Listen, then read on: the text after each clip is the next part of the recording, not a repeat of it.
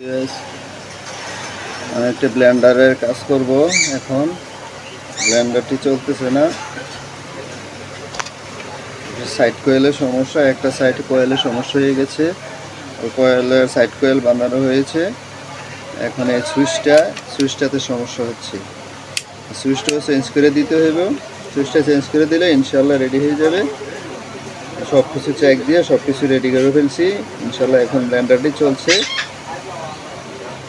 আপনারাও ঠিক আছে বন্ধু ভাইয়া।